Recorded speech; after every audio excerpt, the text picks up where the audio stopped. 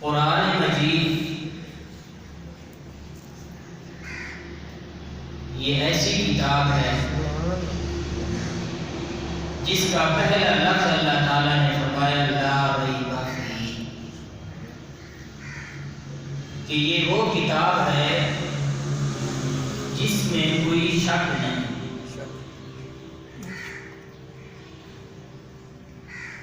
جس کتاب کے اندر اللہ نے شک کی نفی کر دی ہے تو اس کتاب کے اندر جھوٹ تو کبھی بھی نہیں ہو سکتا۔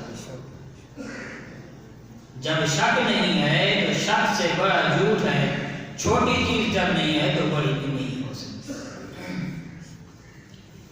قرآن مجید وہ کتاب ہے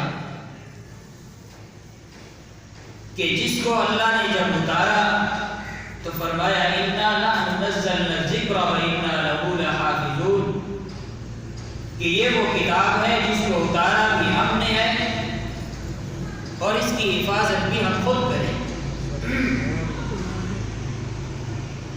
قرآن مجید وہ کتاب ہے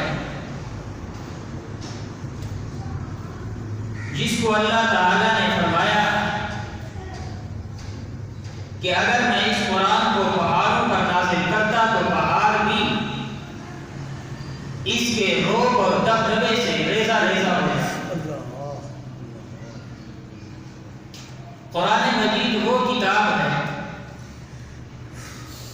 جس کو پڑھنا بھی ثواب، سننا بھی ثواب اور ترجمے کے ساتھ پڑھنا بھی ثواب، سمجھنا بھی اس سے زیادہ ثواب، جس کو اٹھا کر سینے سے لگانا بھی ثواب، جس کو دیکھنا بھی ثواب۔ دنیا میں بہت ساری کتابیں ہیں لیکن یہ واحد کتاب ہے جو دنیا کے اندر سب سے زیادہ پڑھی جاتی ہے۔ آسمان سے اور کتابیں بھی نازل ہوئی، اللہ نے ان کی حفاظت کا ذمہ نہیں لیا۔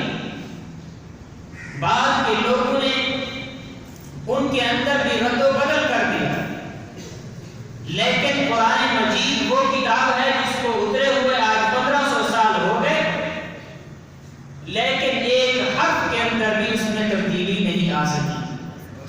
کیوں؟ اللہ رب العزت خود اس کی حفاظت کر رہا ہے۔ یہ وہ کتاب ہے، یہ خود بھی بلند ہے، پڑھنے والے کو بھی بلندیوں پر پہنچا دیتی ہے۔ یہ خود بھی عظمت والی ہے، پڑھنے والے کو بھی عظمت والا بنا دیتی ہے۔ یہ خود بھی بابرکت کتاب ہے، پڑھنے والے کو بھی بابرکت بنا دیتی ہے۔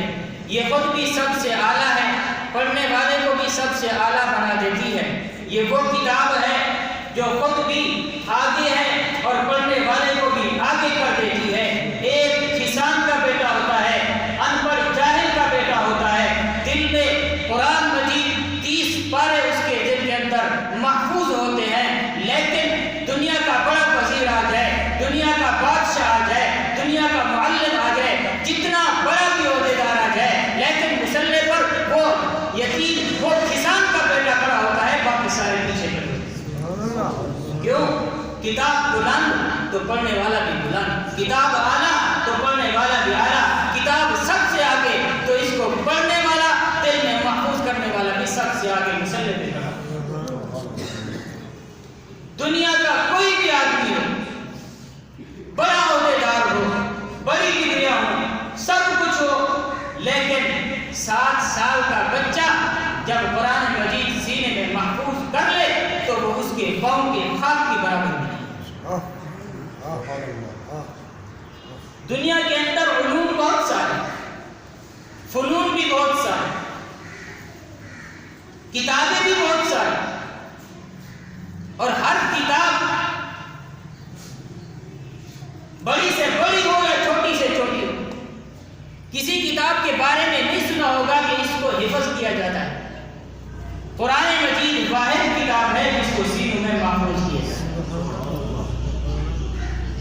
اور اس کا اتنا بڑا معجزہ ہے کہ 5 سال کا بچہ بھی حفظ کر رہا ہے، 40 سال کا آدمی بھی حفظ کر رہا ہے۔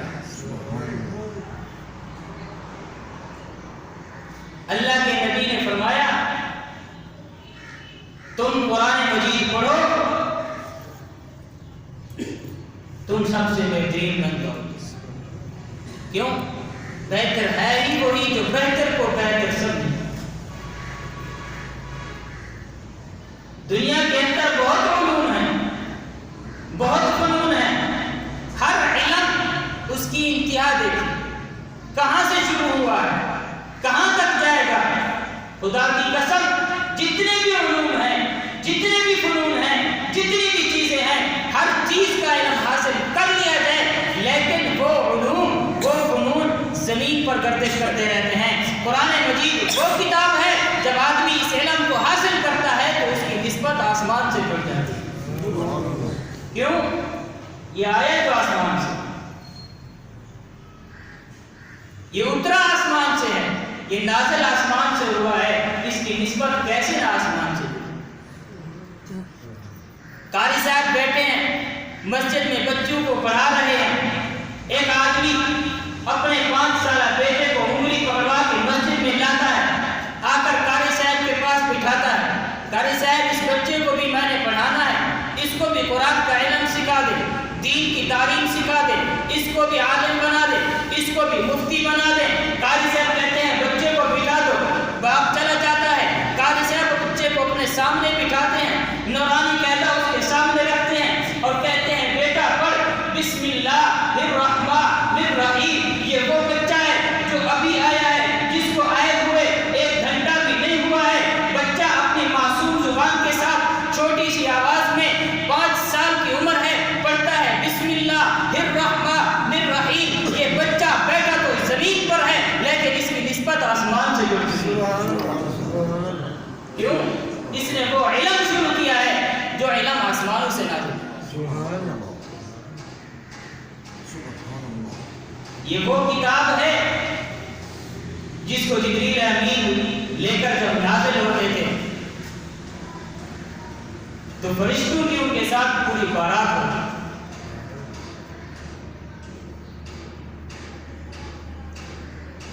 اللہ تعالیٰ نے اعلان کیا،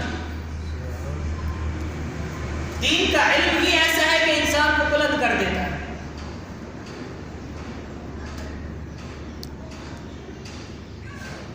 اے فرشتوں، اتجعل فیہا من یفسد فیہا، کہ میں اس زمین کے اندر اپنا نائب بنانا چاہتا ہوں۔ انی جاعل فی الارض خلیفہ، میں زمین میں اپنا خلیفہ بنانا چاہتا ہوں۔ فرشتوں نے سوال کیا، اعتراض کیا، اتجعل فیہا من یفسد فیہا ویسفک الدماء، کیوں؟ انسانوں سے پہلے یہاں پر جنات کی آبادی موجود تھی، انسانوں سے پہلے یہاں پر جنات رہا کرتے تھے، ہمیشہ ان کے لڑائی جھگڑے فساد ہوتے تھے، خون ریزی کرتے تھے، آسمان سے فرشتے آتے ان کی جنگ کو ختم کرتے، ان کے درمیان صلح کراتے تھے۔ اس بات کو دیکھ کر فرشتوں نے سمجھا کہ اب جب اللہ دوسری مخلوق پیدا کریں گے تو پھر وہ بھی جنات کی طرح ہوگی، وہ بھی زمین میں شر پھیلائے گی، وہ بھی زمین میں خون ریزی کرے گی، وہ بھی زمین میں جنگیں کرے گی، وہ بھی زمین میں لڑائیاں کرے گی۔ فرمایا کہ اے اللہ، اتجعل فیہا من یفسد فیہا، آپ زمین کے اندر ایسی مخلوق بنانا چاہتے ہیں جو زمین میں فساد پھیلائے گی، ویسفک الدماء، اور زمین میں خون پھیلائے گی،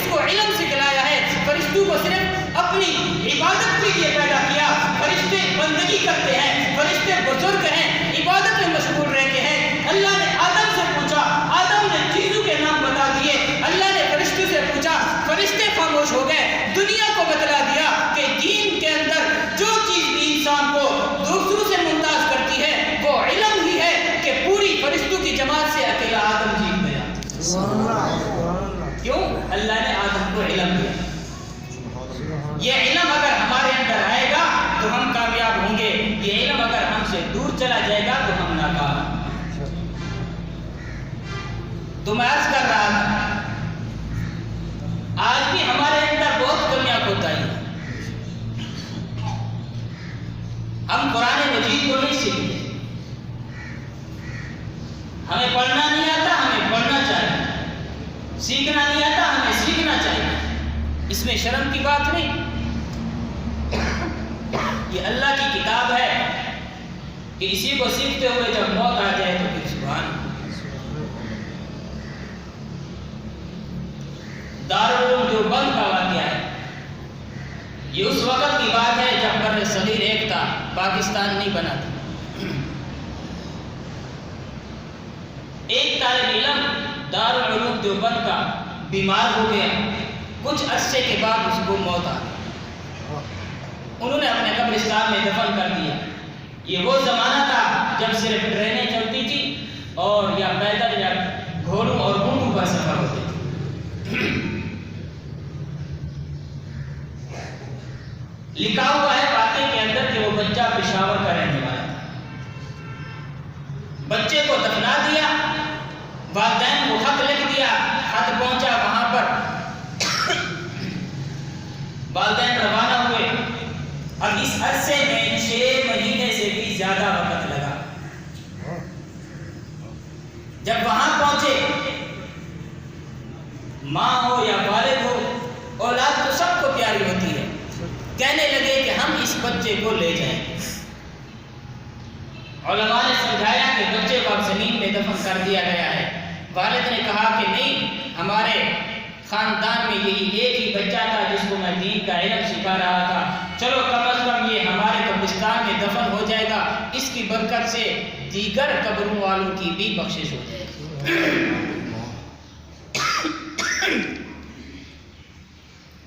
جب انہوں نے زیادہ اصرار کیا تو ان کا بچہ تھا, کہا لے جاؤ. قبر کو کھودا گیا. 6 مہینے سے بھی زیادہ عرصہ گزر چکا تھا. کفن بھی میلا نہیں ہوا تھا, جسم تر و تازہ پڑا. تابوت بنایا گیا, بچے کو تابوت میں رکھا گیا. جب اسٹیشن پر پہنچے تو پورا اسٹیشن خوشبو سے مہک اٹھا. انگریز کی حکومت تھی. انگریز کے فوجی آ گئے کہ بھئی یہ تو کوئی کستوری وغیرہ اٹھا کے لے کے جا رہے ہیں, چوری کر کے جا رہے ہیں. انہوں نے کہا کہ نہیں, یہ ہمارا بچہ ہے. کہا کہ نہیں, کھول کے دکھاؤ. جب کھول کے دکھایا تو وہ حافظ قرآن بچے کا جسم تر و تازہ, خوبصورت چہرہ اور چہرے پر مسکراہٹ سجی ہوئی تھی. اتنی خوشبو تھی کہ وہاں کے لوگوں نے کہا کہ ایسی خوشبو دنیا کے اندر نہیں بنی. یہ کیا ہے؟ یہ اس قرآن کی برکت ہے. جب قیامت کے دن وہ بچہ اٹھے گا تو قرآن پڑھتا ہوا اٹھے گا. دین کا علم حاصل کر رہا تھا تو دین کا علم حاصل کرتے ہوئے. یہ علم ہی ہے جو انسان کو ممتاز کر دیتا ہے. علم سے انسان کے دل میں اعتماد پیدا ہوتا ہے. علم سے انسان کے دل کے اندر ایک جرأت اور بلبلہ پیدا ہوتا ہے. علم سے انسان ایک چٹان بنتا ہے. جب وہ بات کرتا ہے تو اس کو پتہ ہوتا ہے کہ جو میں بات کر رہا ہوں میں حاصل کر چکا ہوں اور اس بات کی دلیل کا جواب بھی دے سکتا ہوں. علم انسان کو اتنا ممتاز کرتا ہے. حضرت سلیمان علیہ السلام اللہ کے نبی گزرے ہیں. دنیا میں 4 بادشاہ ایسے گزرے ہیں جنہوں نے پوری روئے زمین پر حکمرانی کی. 2 مسلمان تھے, 2 کافر. ایک فرعون, یہ بھی کافر تھا. دوسرا حامان دوسرا نمرود. اور باقی 2 جو مسلمان تھے, ایک حضرت سلیمان علیہ السلام اور سکندر اعظم جس کا لقب ذوالقرنین تھا, جس کا واقعہ بھی قرآن مجید کے اندر آتا ہے. حضرت سلیمان علیہ السلام کو اللہ نے ہر چیز پر بادشاہت دی. جنوں پر, انسانوں پر اور ہواؤں پر, چڑیوں پر, پرندوں پر, جانوروں پر, پوری روئے زمین کے بادشاہ تھے. ایک ایک چیز حضرت سلیمان علیہ السلام کی حکمرانی کے اندر پڑی. ایک دن سلیمان علیہ السلام حاضری لے رہے, ان کی عادت تھی حاضری لیتے تھے. پورے لشکر کو ساتھ لے کے گھومتے تھے. اتنا بڑا تخت تھا, تخت پہ بیٹھتے, حکم دیتے ہوا کو, ہوا لے کے اڑتے پڑتی, جہاں کہتے وہیں ہوا آرام سے زمین پر بٹھا دیتے.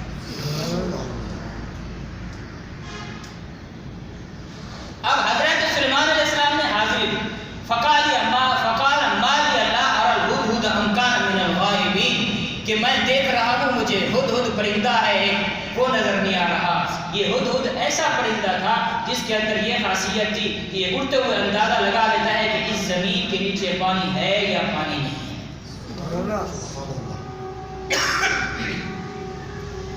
تو سلیمان علیہ السلام نے فرمایا کہ میں ہدہد کو نہیں دیکھ رہا, کہاں گیا ہے, کہاں غائب ہو گیا ہے. لو عذبنه عذابا شدیدا او لأذبحنه او ليأتيني بسلطان مبین, میں اس کو سخت عذاب دوں گا, سخت سزا دوں گا اگر اس نے مجھے اپنی غیر حاضری کی واضح دلیل نہ بتلائی.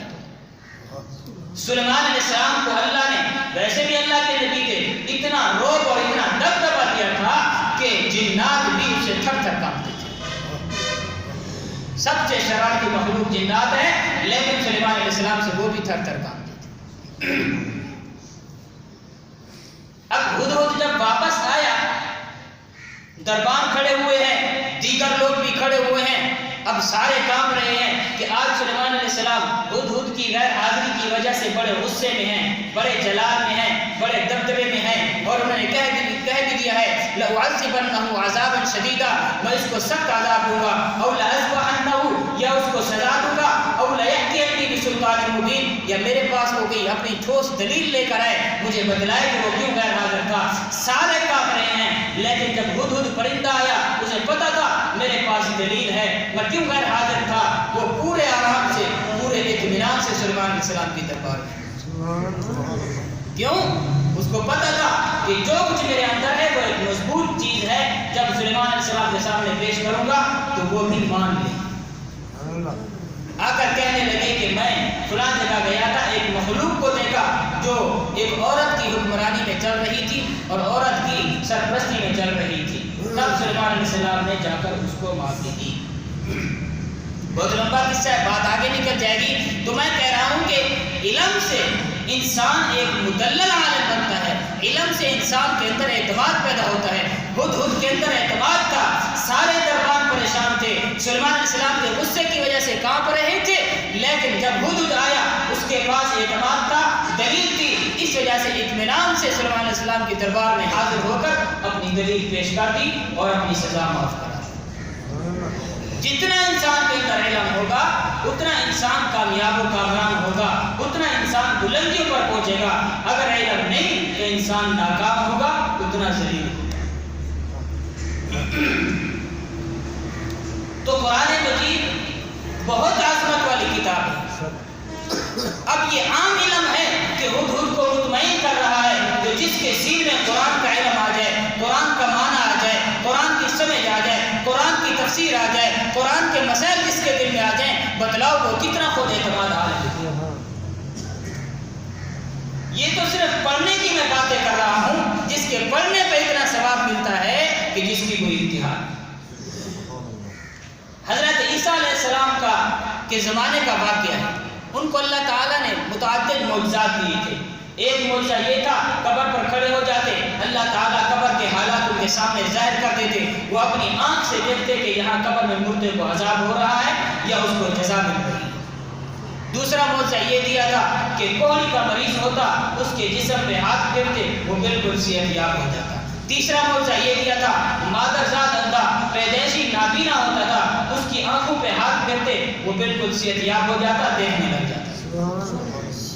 عیسیٰ علیہ السلام کا ایک قبر سے گزر ہو, جب وہ قبر سے گزرے تو مردے کو عذاب ہو رہا تھا, چلے گئے. دوسرے دن پھر اسی راستے سے گزرے تو پھر قبر کو دیکھا, وہ تو عجیب حالت تھی, مردہ اٹھ کے بیٹھا ہوا ہے, شاہی لباس پہنا ہوا ہے, جنت کا تخت اس کے لیے لگایا گیا ہے, حوریں اس کے لیے خدمت میں مصروف ہے. عیسیٰ علیہ السلام پریشان ہو گئے, اللہ سے رجوع کیا, اے اللہ یہ ماجرا کیا ہے, یہ بات کیا ہے. اللہ نے فرمایا کہ اے عیسیٰ, جب یہ شخص فوت ہوا تھا یہ گناہگار تھا, فاسق تھا, فاجر تھا, نافرمان شرابی تھا، میں نے اس کو سزا دی ہے قبر کے اندر، لیکن جس وقت یہ فوت ہوا تھا اس وقت اس کی بیوی حاملہ تھی، اس کی بیوی کے پیٹ میں اس کا بچہ تھا، اس کی بیوی تجھ پر ایمان لائی ہے، وہ مسلمان ہو چکی ہے۔ اگلی بات، جب وہ بچہ پیدا ہوا، اس بچے کو جب بڑا ہوا، اس کی کفالت کی، اس کو اچھی تربیت دی، اچھی تربیت دینے کے بعد جب اس بچے نے بولنا شروع کیا تو اس نے جا کر تیرے ایک صحابی کے پاس اس کو بٹھایا۔ اس بچھانے کے بعد یاد رکھنا، آسمان سے جتنی بھی کتابیں نازل ہوئی، تورات نازل ہوئی، زبور نازل ہوئی، انجیل نازل ہوئی، قرآن مجید نازل ہوئی اور کئی سو صحیفے نازل ہوئے ہیں، ہر کتاب ہر صحیفے کے شروع میں بسم اللہ الرحمن الرحیم لکھی جاتی تھی اور پڑھی جاتی تھی۔ اے عیسیٰ، جب اس بچے کو اس کی والدہ نے تیرے صحابی کے پاس بٹھایا کہ عیسیٰ علیہ السلام پر نازل ہونے والی انجیل اس بچے کو پڑھاؤ، اس کو بھی عیسیٰ کا صحابی بنا دو، اس بچے نے اپنی معصوم آواز میں جا کر قاری صاحب سے سیکھا بسم اللہ الرحمن الرحیم، تو میری عزت کو جلا لایا۔ میں حیران رہ گیا کہ ایک چھوٹا سا بچہ جو مجھے رحمان بھی کہہ رہا ہے، مجھے رحیم بھی کہہ رہا ہے، اس کے باپ کو میں سزا دوں اس لیے معاف کر دیا۔ کتنی بڑی فضیلت ہے، صرف بسم اللہ کی برکت سے اتنا اس کو اجر مل رہا ہے۔ ایسے تو نہیں کہا اللہ کے نبی نے کہ اپنے بچوں کو قرآن پڑھاؤ، حافظ قرآن، عالم کی بات بعد میں، حافظ قرآن اپنے گھرانے کے 10 گناہگار بندے جن پر جہنم واجب ہو چکی ہوگی بغیر حساب کتاب کی جنت میں لے جائے۔ ہر گھر کے اندر حافظ ہو تاکہ پورا گھرانہ کامیاب ہو۔ جب گھر کے اندر حافظ ہوگا گھرانہ خود بہت کامیاب۔ حضرت امام عاصم رحمۃ اللہ علیہ ایک بہت بڑے مشہور محدث گزرے، اللہ کے کرنا ایسا ہوا کہ وہ قرآن مجید جو پڑھتے تھے اتنی خوبصورت آواز تھی کہ لوگ چلتے چلتے رک جاتے تھے ان کا قرآن سننے کے لیے، ان کے منہ سے خوشبو آتی تھی۔ ایک دن لوگوں نے روکا، اے امام اعظم، ہم آپ کو جانے نہیں دیں گے، پہلے ہمارے سوال کا جواب دیں، آپ منہ میں الائچی رکھ کے چلتے ہیں جو آپ کے منہ سے اتنی خوشبو آتی ہے، یا آپ کیا چیز استعمال کرتے ہیں؟ امام عاصم رحمۃ اللہ علیہ نے فرمایا تم لوگ مجھے مجبور کر رہے ہو تو بتلاتا ہوں کہ آج سے چند سال پہلے کی بات ہے کہ میں رات کو سویا ہوا تھا، خواب میں اللہ کے نبی تشریف لائے، آ کر کہنے لگے اے امام اعظم، اتنا خوبصورت قرآن پڑھتا ہے، میرا دل چاہتا ہے کہ تیرے ہونٹوں کا بوسہ لوں۔ اللہ کے نبی نے خواب کے اندر میرے ہونٹوں کا بوسہ کیا تھا، اسی دن سے لے کر آج تک میرے ہونٹوں سے خوشبو ختم نہیں۔ یہ قرآن کی برکت ہے۔ اللہ کے نبی مسجد نبی میں تشریف لائے، آ کر دیکھا ایک طرف حضرت ابو بکر بیٹھے ہیں، دوسری طرف حضرت عمر بیٹھے ہیں۔ حضرت ابو بکر قرآن پڑھ رہے ہیں بالکل آہستہ آواز سے، حضرت عمر قرآن پڑھ رہے ہیں تھوڑا بلند آواز سے۔ جب دونوں فارغ ہو گئے اللہ کے نبی کے پاس تشریف لائے، آپ نے پوچھا ابو بکر تم قرآن آہستہ کیوں پڑھ رہے تھے؟ فرمایا کہ جس ذات کو میں قرآن سنا رہا تھا وہ تو دلوں کے راز کو جانتی ہے، اس وجہ سے آہستہ پڑھ رہا تھا۔ عمر تم قرآن کیوں زور سے پڑھ رہے تھے؟ حضرت عمر نے فرمایا کہ میں شیطان کو بھگا رہا تھا، رب کی رحمت کو طلب کر رہا تھا۔ واقعتاً ایسا ہے کہ جب آدمی قرآن پڑھتا ہے، جس گھر میں قرآن پڑھا جائے، جس کمرے میں قرآن پڑھا جائے، وہاں پر شیطان بھاگتا ہے، رب کی رحمت کا نزول ہوتا ہے۔ قرآن مجید اتنی عظمت والی کتاب ہے، اس کو اپنے سینے میں بٹھائیں، اس کو اپنے دل میں بٹھائیں، روزانہ کوشش کریں اس کی تلاوت کرنے۔ کوئی مشکل نہیں، شروع میں جس کی عادت ہوتی ہے وہ تو آرام سے پڑھ لیتا ہے، جس کی عادت نہیں ہوتی عادت بنانے کے لیے تہیہ کر لے کہ ہم قرآن مجید کو ہر صورت میں روزانہ ایک پاؤ پڑھا کریں گے۔ جب ایک پاؤ پڑھیں گے آپ کا دل خوش ہوگا، آپ کا دل محل ہوگا، آپ کی ترتیب بن جائے گی۔ جو کچھ بھی ہو جائے ہر صورت قرآن روزانہ پڑھنا ہے، پھر آپ پاؤ سے آدھا سپارہ کریں گے، آدھے سپارے سے ایک سپارہ ہو جائے گا۔ ایک سپارہ روزانہ قرآن پڑھنا کوئی بڑی بات نہیں ہے۔ اگر صبح اٹھ کر سورہ یاسین پڑھ لیں، سورہ یاسین کے بعد ایک پارہ قرآن مجید کا پڑھ لیں تو آپ کے لیے ایک مہینے میں ختم ہو جائے گا، سال میں 12 ختم آرام سے ہو جائیں گے۔ اس کا پڑھنا بھی ثواب ہے. وقت نہیں ہے میں آپ کو واقعات سناتا، اس کے فضائل سناتا، انتہا کے فضائل ہیں. یہ قرآن خود ہی بولتا ہے کہ 1500 سال ہو گئے آج تک اس میں ایک حرف کی تبدیلی نہیں. دعا ہے اللہ تعالیٰ مجھے اور آپ کو اس قرآن مجید کو پڑھنے، سمجھنے اور اس پر عمل کی توفیق عطا فرمائے. وما علینا الا البلاغ المبین. جن حضرات نے سنتے پڑھ دیے